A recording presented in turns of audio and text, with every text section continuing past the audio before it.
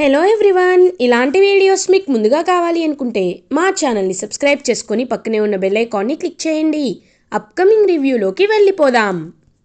ఆనంద భైరవి ఇంటికి అనన్య చాలా పొగరుగా వచ్చి ఈ ఇంట్లో మీకెంత హక్కు ఉందో నాకు కూడా అంతే హక్కు ఉంది అని చాలా పొగరుగా మాట్లాడుతుంది. కానీ ఆ పొగరుని దించడానికి శరణ్య అండ్ ప్రీతి ఇద్దరు చీపురు పట్టుకొని బాగా తరిమి తరిమి కొడతారు అనన్య అండ్ కాంచనాని.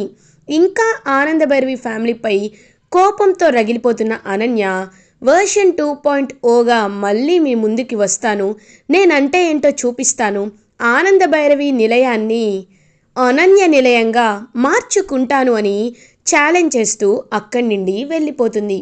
ఇది ఇలా ఉండగా దర్శన్ శరణ్య దగ్గరికి ఒక వెస్ట్రన్ అవుట్ఫిట్ని తీసుకువచ్చి పెళ్ళికి వెళ్ళాలి, ఇలా అయితేనే కంఫర్టబుల్గా ఉంటుంది, అమ్మకి తెలియకుండా నువ్వు డ్రెస్ చేంజ్ చేసుకోండ్రా, నేను బయట నీకోసం వెయిట్ చేస్తూ ఉంటాను శరణ్య అని చెప్పి ఇంకా అలా డ్రెస్ ఇచ్చేసి వెళ్ళిపోతారు.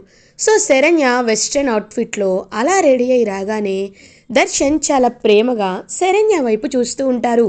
శరణ్యని ఇంకా ఆ లుక్లో చూసి మెస్మరైజ్ అవుతారు దర్శన్. ఏవండి, ఎలా ఉన్నాను అని అడుగుతుంది. ఎలా ఉన్నావా, ఎంత అందంగా ఉన్నావో తెలుసా, నిజంగా ఇన్ని రోజులు నువ్వు ఇంత అందంగా ఉంటావని నేను అస్సలు అనుకోలేదు అని అంటారు దర్శన్. ఏంటండి, కావాలని మాట్లాడుతున్నారా, పొగుడుతున్నారా లేకపోతే తిడుతున్నారా అని అంటుంది. అరే నేనెందుకు తిడతాను నిన్ను, నిజంగా పొగుడుతున్నాను అని చెప్పి సరే బయలుదేరదామా, టైం అయింది అని చెప్పి ఇంకా అలా ఇద్దరు అయితే బైక్పై బయలుదేరుతారు. అదేంటండి, కారు ఉంటుంది కదా, బైక్పై తీసుకువెళ్తున్నారేంటి అని అడుగుతుంది. బైక్పై వెళ్తేనే బాగుంటుంది శరణ్య, రా వెళ్దాం అని ఇంకా అలా హ్యాపీగా వాళ్ళిద్దరూ బయలుదేరుతూ వెళ్తూ ఉంటే అదంతా దూరం నుండి దొంగలా గమనిస్తూ ఉంటుంది అనన్య. గమనించి, ఏంటి ఇద్దరూ ప్రేమ ప్రయాణాన్ని స్టార్ట్ చేశారా, హ్యాపీగా బయటకు వెళ్తారా, ఇప్పుడు చూడు నేను ఏం చేస్తాను అని చాలా ఇరిటేటింగ్గా ఒక ప్లాన్ వేసుకుంటుంది అనన్య.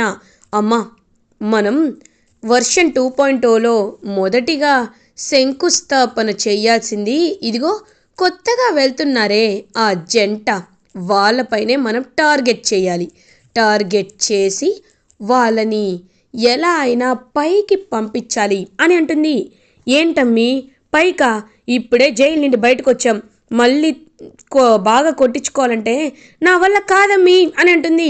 అమ్మా నా మాట విను, వాళ్ళిద్దరినీ మనపై డౌట్ రాకుండా ఖచ్చితంగా పైకి పంపిద్దాం రా అని ఇంకా అనన్య అండ్ కాంచన ఇద్దరు దర్శన్ శరణ్యాలని ఫాలో అవుతారు. సో ఫాలో అయ్యి బయలుదేరుతారు. దర్శన్ శరణ్య ఇద్దరు దర్శన్ ఫ్రెండ్ వాళ్ళ మ్యారేజ్కి వస్తారనమాట. సో శరణ్య దర్శన్ని చూసి వాళ్ళ ఫ్రెండ్ చాలా హ్యాపీగా ఫీల్ అవుతారు. రే మామా, థ్యాంక్ యూ రా, నువ్వు ఇంత తొందరగా వస్తావని నేను అస్సలు ఎక్స్పెక్ట్ చేయలేదు. ఎవరు, మీ వైఫ్ కదా, చాలా చాలా హ్యాపీగా ఉంది, వెల్కమ్ మేడం అని చెప్పి ఇంకా అలా అందరూ హ్యాపీగా ఇన్వైట్ చేస్తూ ఉంటే దర్శన్ వాళ్ళ ఫ్రెండ్స్ వాళ్ళ వైఫ్స్ అందరూ కూడా ఇంకా నార్మల్గా ఉంటూ ఉంటారనమాట. వాళ్ళలో శరణ్య పాపం కలిసిపోదామని చెప్పి వెళ్తూ ఉంటుంది. హేయ్, మొన్న ఆ పబ్కి వెళ్ళాం, చాలా బాగుంది కదా, ఏంటి నువ్వు దర్శన్ వాళ్ళ వైఫ్వా, కమ్ సిట్, అవును మీరు చాలా ట్రెండీగా చాలా బాగున్నారు, ఇంతకీ మీరు ఎలాంటి పబ్కి ఓనర్గా ఉంటారు అని అడుగుతారు. చూడండి, నేను ఇప్పటివరకు ఎప్పుడు పబ్స్కి వెళ్ళలేదు అని అంటుంది.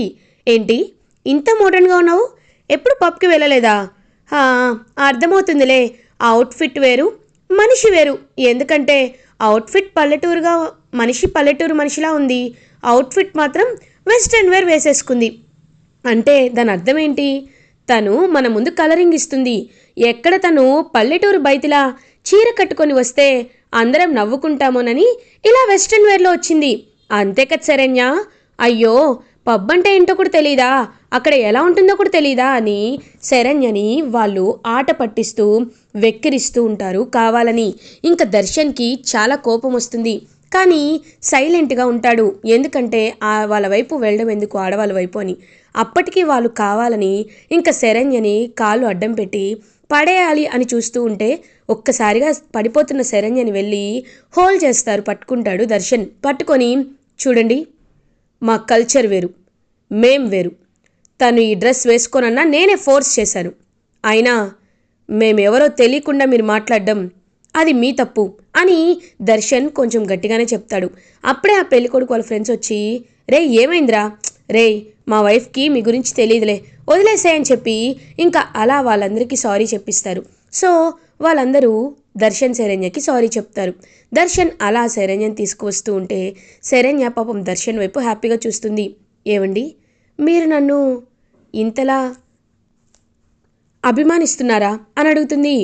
చూడు శరణ్య, అభిమానం అంటే అది చాలా చిన్న మాటే అవుతుంది.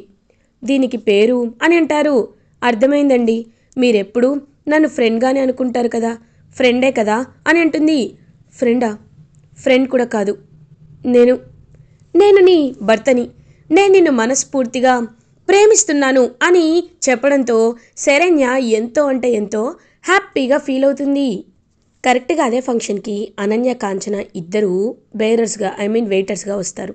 వచ్చి, చూసావా అమ్మి, ఆ శరణ్య దర్శన్లు పార్టీలో ఎంత ఎంజాయ్ చేస్తున్నారో, ఈ సంగీత్ పార్టీని ఎలా అయినా చెడగొట్టాలమ్మి అని అంటారు. అమ్మ, ఇదేంటో తెలుసా, ఇది స్లో పాయిజన్. ఇది జ్యూస్లో కలిపి ఆ శరణ్యకి ఇచ్చామనుకో, మెల్లమెల్లగా కళ్ళు తిరగడం, తర్వాత నోట్లో నుండి ఏది రావాలో అది బయటకు వస్తుంది. అప్పుడు అప్పుడు తను హ్యాపీగా అనుకోకుండానే పైకి వెళ్ళిపోతుంది. అప్పుడు తనపై మనకి ఎలాంటి ప్రాబ్లం ఉండదు అని చెప్పడంతో ఒక్కసారిగా ఇంకా అలా షాక్లో ఉండిపోతుంది. వెంటనే కాంచన, అమ్మి, మన చేతికి మట్టంటకుండా చంపేద్దాం అంటున్నావు, అది ఓకే, కానీ ముందు వెనుక చూసుకోవాలి కదా అని అంటుంది. అమ్మ, నాకు తెలుసు, నువ్వేం కంగారు పడద్దురా అని చెప్పి ఇంకా అలా శరణ్య తీసుకునే జ్యూస్లో అయితే మొత్తం ఆ స్లో పాయిజన్ని కలపాలి అని డిసైడ్ అయిపోతుంది. అలా ఇంకా శరణ్య ఆ జ్యూస్ని తాగబోతుంటే అప్పుడే కరెక్ట్గా ఒక పెద్ద గాలి వచ్చి అలా శరణ్య పక్కకు చూస్తుంది. పక్కకు చూసేసరికి అక్కడ అనన్య మాస్క్ ఊడిపోవడం కనబడుతుంది. వెంటనే షాక్ అవుతుంది శరణ్య. అంటే అక్క కూడా ఇక్కడికి వచ్చిందనమాట. ఇప్పుడు చూడు, ఈ జ్యూస్ అన్నీ అక్కే తీసుకొచ్చింది కదా, అంటే మాపై అటాక్ చేయడానికి అక్క ఫిక్స్ అయిందనమాట. ఇప్పుడు చూడు నీ తొక్క ఎలా తీస్తానో అని గట్టిగా ఫిక్స్ అయ్యి ఇంకా జ్యూస్ని ఇంకొక జ్యూస్లో కలిపి అనన్యకే ఇస్తుంది శరణ్య. అనన్య, అమ్మి, మనం బాగా అలసిపోయాం మమ్మీ, రా, వాళ్ళకి ఎలాగో జ్యూస్ ఇచ్చాం, స్లోగా పనిచేస్తున్నావు కదా, రా మనం కూడా జ్యూస్ తాగుదామని కాంచన అండ్ అనన్య ఇద్దరు జ్యూస్ తాగుతారు. ఇంకా సిమ్టమ్స్ అన్నీ అనన్యలో కనబడడం స్టార్ట్ అవుతాయి. ఇదేంటి, నాకు కళ్ళు తిరుగుతుంది, గుండెల్లో మంటగా ఉంది అని కళ్ళు తిరిగి పడిపోతుంది అనన్య. అయ్యో అమ్మి, ఏమైందమ్మి, హోమో, రక్తం కూడా వస్తుందమ్మి అని చెప్పి ఇంకా పరుగున కాంచన అనన్యని హాస్పిటల్కి తీసుకువెళ్తుంది. ఇది ఇలా ఉండగా దామిని ఇంటికి రీచ్ అవుతుంది. ఇంటికి వచ్చాక ఇంకా తన సుందరం గురించే ఆలోచిస్తూ ఉంటుందన్నమాట. నిజంగా సుందరం వెరీ గ్రేట్, అతను చాలా మంచివాడు, అంత ఉన్నవాడు మనకి పరిచయం అవ్వడమే నిజంగా మన లక్ అని చెప్పి ఇంకా అలా ఆలోచిస్తూ ఉంటుంది. కరెక్ట్గా అప్పుడే ఆనంద భైరవి దామిని దగ్గరికి వస్తుంది. దామిని అని పిలుస్తారు. ఏంటి పిన్ని అని అంటుంది. దామిని, త్వరలోనే సీఎం గారి కూతురు పెళ్ళి ఉంది కదా, ఆ కాంట్రాక్ట్ నీకే వచ్చింది కదా, ఆ రోజు నువ్వే గెలిచావు కదమ్మా, అలాంటప్పుడు ఆ డిజైన్స్కి సంబంధించినవన్నీ కంప్లీట్ అయ్యాయా? ఎందుకంటే అది సీఎం గారి ఇంట్లో పెళ్ళి కాబట్టి అనుకున్న టైం కంటే ముందు ఇస్తే మనకి గుడ్ విల్ పెరుగుతుంది, రెప్యుటేషన్ పెరుగుతుందమ్మా అని అంటారు ఆనంద భైరవి. పిన్ని, చాలు, ఇన్ని రోజులు మీరు చెప్పింది చాలు, మేం వినిని చాలు. ఏ పిన్ని, ఇంకా నేనేమైనా చిన్న పిల్లని అనుకుంటున్నారా? ఇంకా అడుగులు పట్టుకొని గోడలు ఎక్కడం నేర్పించాలి అనుకుంటున్నారా? నా బిజినెస్ని ఏం చేసుకోవాలో నాకు బాగా తెలుసు, మీరిచ్చే సలహాలు నాకేం అక్కర్లేదు. అయినా మీవన్నీ ఎప్పుడో 15 ఏళ్ల క్రితం సామెతలు, అవన్నీ ఇప్పుడు వర్కౌట్ అవ్వవు. జస్ట్ ఇన్ టైం అని ఒక టెక్నిక్ ఉంది, అదేంటో తెలుసా? మనకి చాలా వర్క్ సేవ్ అవుతుంది. మనం క్యారీయింగ్ కాస్ట్ని తగ్గించి ఎప్పుడు చీర అడిగితే అప్పటికప్పుడు తయారు చేసి ఇచ్చామనుకో, మనకి చాలా వరకు కాస్ట్ తగ్గుతుంది అని అంటుంది. దామిని ఒక్కసారిగా షాక్ అయిపోతుంది. ఆనంద భైరవి అప్పుడే లీలావతి వస్తుంది. ఆనంద, చూసావా, దామిని అప్పుడే బిజినెస్లో టెక్నిక్స్ కూడా నేర్చేసుకుంటుంది అని పాపం మురిసిపోతుంది. రోహిత్ ఏమో పాపం అలా సైలెంట్గా ఉంటాడు. ఆనందభైరవి ఏమీ మాట్లాడకుండా అక్కడి నుండి వెళ్ళిపోతుంది. వెంటనే రోహిత్, చూడు దామిని, పెద్దవారు చెప్తున్నప్పుడు వారు ఏం చెప్పినా గౌరవించాలి. వారి నిర్ణయం నువ్వు ఆచరిస్తావా లేదా అన్నది పక్కన పెట్టు, కానీ వాళ్ళు చెప్పినప్పుడు వినాలి. నాకంతా తెలుసు అనే పొగరు పనికిరాదు అని అంటాడు రోహిత్. అది కాదన్నయ్య, షటప్. ఇంకొకసారి పిన్నితో అలా అమర్యాదగా మాట్లాడితే నేను ఊరుకోను అని అంటారు. లీలావతి, ఏమైంది రోహిత్, నాకు ఇదంతా తెలియదే అని అంటారు. మీకు తెలీదమ్మా, నువ్వు రాకముందు పిన్ని తనకి సలహా ఇస్తుంటే ఆ సలహాని కొట్టి పారేసింది దామిని అని అంటాడు రోహిత్. చూడమ్మా, నీకొక విషయం చెప్పనా? ఇప్పుడు నువ్వు అనుభవిస్తున్న ఈ ఆస్తి, ఈ ఇల్లు, ఇదంతా, ఈ ఆస్తి మొత్తం ఎవరితో తెలుసా? ఆనంద భైరవిది. ఆనంద ఒకప్పుడు అనాదే, కానీ రాజేశ్వరరావుని పెళ్లి చేసుకొని ఈ ఇంటికి వచ్చిన తర్వాత అదిగో ఆ సెంటర్లో షోకేస్గా పెట్టారు కదా స్కూటీ, ఆ స్కూటీపై చీరలు అమ్ముతూ, చీరలు నేచి అమ్మి, అక్కడి నుండి అడుగడుగు మెట్టు మెట్టు ఎక్కి ఎక్కి ఎక్కి ఇంతటి సామ్రాజ్యాన్ని చేసింది. ఎంత ఐడియా ఉండకపోతే, తనకి ఎంత బిజినెస్లో మెలకువలు తెలియకపోతే చిన్న స్కూటీ పై నుండి ఇంత పెద్ద బంగ్లాన్ చేస్తుంది, ఇంత బిజినెస్ని ఎక్స్పాండ్ చేస్తుంది. అలాంటప్పుడు అంత పెద్దవారిచ్చిన సలహాని నువ్వు తీసుకోవాలి కదా. తీసుకోకుండా అలా పొగరుగా మాట్లాడడం తప్పుదామిని. నీకు ఈ విషయాన్ని ఇంత సున్నితంగా చెప్పడానికి కూడా కారణం ఆనందానే. ఎందుకంటే మళ్ళీ నిన్ను కోప్పడితే ఆనంద బాధపడుతుంది అని లీలావతి నచ్చ చెప్తుంది. దామిని మాత్రం, అయితే ఏంటి, ఈ ఇంటి పేరు మీద వాడుకోనే కదా ఆవిడ అంత ఫేమస్ అయింది, అంత సీన్ లేదు, ఇదంతా పెద్ద కోడలిగా మా అమ్మకే కావాలి అని మనసులో మాత్రం ఇంకా పాయిజన్ని నింపుకుంటుంది దామిని. ఇది ఇలా ఉండగా దర్శన్, శరణ్య ఇంకా హ్యాపీగా వాళ్ళైతే ఆ సంగీతంలో ఎంజాయ్ చేస్తూ ఉంటే అప్పుడే వాళ్ళ ఫ్రెండ్ అయితే వస్తాడు. రే మామ, ఈసారి అందరిలా కాకుండా యూనిక్ రా. ఈ బ్యాచిలర్స్ పార్టీకి కేవలం మన వాళ్ళు, మన ఫ్రెండ్స్, మా వైఫ్ కాబోయే ఫియాన్సీ వాళ్ళ ఫ్రెండ్స్ మాత్రమే వచ్చారు. కాబట్టి మీరు కపుల్ కదా, కపుల్కి సపరేట్గా క్యాండిల్ లైట్ డిన్నర్ ఒకటి, ఒక రూమ్ ఒకటి రెడీ చేశాం, కాబట్టి మీరందరూ అక్కడికి వెళ్ళిపోండి అని చెప్పి ఇంకా అలా చెప్పేసరికి దర్శన్, శరణ్య ఇద్దరు క్యాండిల్ లైట్ డిన్నర్కి వెళ్తారు. ఇంకా దర్శన్, శరణ్య ఇద్దరు హ్యాపీగా వాళ్ళ ప్రీషియస్ టైంని అయితే ఎంజాయ్ చేస్తూ ఉంటారు. అప్పుడే దర్శన్ శరణ్యతో, శరణ్య, ఇన్నాళ్ళు నా కోపంతో నేను నిన్ను చాలా బాధ పెట్టాను. నేను ఎంతలానో పక్కకి తీసేసి అసలు నీకంటూ ఒక వాల్యూ కూడా ఇవ్వలేదు. నువ్వు ఎన్ని చెప్తున్నా అవన్నీ కావాలని చెప్తున్నావేమో, నటిస్తున్నావేమో అనుకున్నాను. మన మధ్య ఇలాంటి అపార్థాలు రావడానికి ఒకందుకు ఆ అనన్య వదిన కూడా కారణమే. కాబట్టి ఇప్పుడు ఆ రాక్షసి మన జీవితంలో నుండి, అన్నయ్య జీవితంలో నుండి శాశ్వతంగా వెళ్ళిపోయింది. కాబట్టి ఇంకా మనం ప్రశాంతంగా ఉండొచ్చు అని పాపం దర్శన్, శరణ్య ఇద్దరూ హ్యాపీగా ఒకరితో ఒకరు మాట్లాడుకుంటారు. ఇంకప్పుడే ఆనంద భైరవి దర్శన్ వాళ్ళకి కాల్ చేస్తుంది. హలో నాన్న దర్శన్, పెళ్ళికి వెళ్తానంటున్నారు, హ్యాపీగా ఉన్నారా అని అడుగుతారు. అమ్మ, ఇక్కడ చాలా హ్యాపీగా ఉన్నామమ్మా అని ఇంకా హ్యాపీగా చెప్తాడనమాట దర్శన్.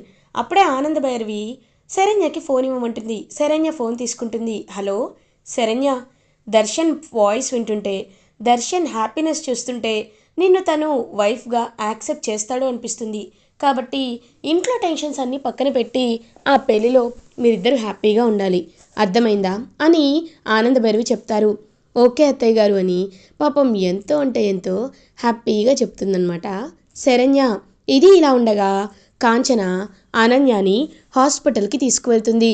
అయ్యో అమ్మి, ఏమైంది మా అమ్మికి, డాక్టర్ గారు మా అమ్మిని చూడండి డాక్టర్ గారు అని చెప్పి అడుగుతుంది. ఇంకా వెంటనే తనకి ఎవరో సివియర్గా పాయిజన్ అటాక్ అయింది, కాబట్టి మీరు తన్ని చాలా జాగ్రత్తగా చూసుకోవాలి. తన గురించి అసలు ఎక్కడి నుండి తీసుకున్నారు, అసలు ఏం జరిగింది అని అడుగుతారు. జ్యూస్ తాగింది, ఆ జ్యూస్లో ఏదో ఎవరో కలిపారు అని అంటారు. చూడండి, కొంచెమైనా చెక్ చేసుకోవాలి కదా, ఇదిగో తనకి మొత్తం మేము ట్రీట్మెంట్ చేస్తాం, మీరు వెయిట్ చేయండి అని ఇంకా డాక్టర్ వెళ్ళి ట్రీట్మెంట్ ఇస్తారు. అలా ఇంకా అనన్య కళ్ళు తెరుస్తుంది. అమ్మి, సమయానికి నేను తీసుకొచ్చాను కాబట్టి ఇప్పుడు నువ్వు బ్రతికావు, లేకపోతే ఏం జరిగేదో తెలుసా, ఈ పాటికి నిన్ను జింగిజిక అనంట. ఏయ్ అమ్మా, ఏంటా మాటలు, నేనప్పుడే పైకి పోతానా? నా ఆశలు, నా కోరికలు నేను తీర్చుకొనే కదా వెళ్ళేదైనా ఉండేదైనా అని అంటుంది. అవునమ్మీ, మన జీవితంలో ఎప్పుడూ మనం పక్క వాళ్ళ సొమ్ము మీదే కదా ఆశపడుతూ ఉంటాం. మనమంటూ మనం కష్టపడకూడదు, కానీ ఎదుటి వాళ్ళకి బాగా డబ్బులుంటే వాటిని చూసి ఈర్ష్య ద్వేషం కలిగి ఆ డబ్బులన్నీ మనకు వచ్చేయాలి అనుకుంటాం. ఇలా కుట్రలు చేసి ఆనందభైరవి ఫ్యామిలీని చెల్లాచెదురు చేయాలి అనుకుంటాం, లేకపోతే ఏడుస్తూ ఉంటాం. అదే కదా మన విలన్ క్యారెక్టరు అని అంటుంది కాంచన. కాబట్టి ఈ ప్లాన్ ఫ్లాప్ అయితే ఏంటి, ఇంకొక ప్లాన్ ఉంటుంది, ఇంకొక ప్లాన్ ఉంటుంది. దామిని వైపు నుండే వెళ్ళాలి, దానికి సుందరంగా నిచ్చి పెళ్లి చేస్తే నా ఈగో సాటిస్ఫై అవుతుంది అని. ఇంకా అలా హాస్పిటల్లో అనన్య చాలా ఇరిటేటింగ్గా కోపంతో ఆనందభైరవి ఫ్యామిలీపై రగిలిపోతూ ఉంటుంది. ఇలా ఎపిసోడ్ ఎండ్ అవుతుంది. ఫర్దర్ ఎపిసోడ్ రివ్యూస్ ముందుగా మీకు కావాలి అనుకుంటే మా ఛానల్ని సబ్స్క్రైబ్ చేసుకోండి. Thanks for watching.